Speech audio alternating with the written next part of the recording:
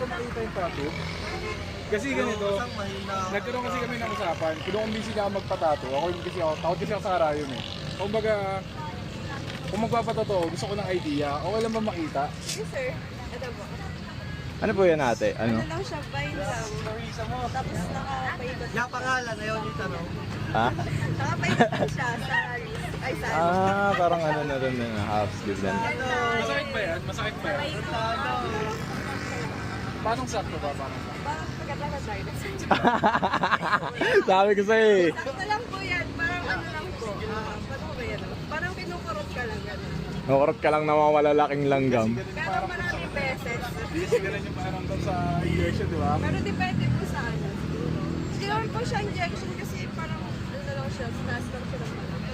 Yeah, hindi naman. May meaning ba yan? May story ba yan? Birthday gift ko sa akin.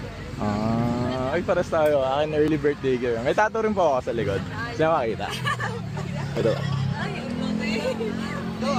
yung masakit ko yan. Ah, 10 hours lang naman na ano. 10, tapos ano, 30-30. Wala pa ako isa eh. Oo. Pero kung busy na rin ako eh. Wala akong ng Try nyo ideas. na, sir.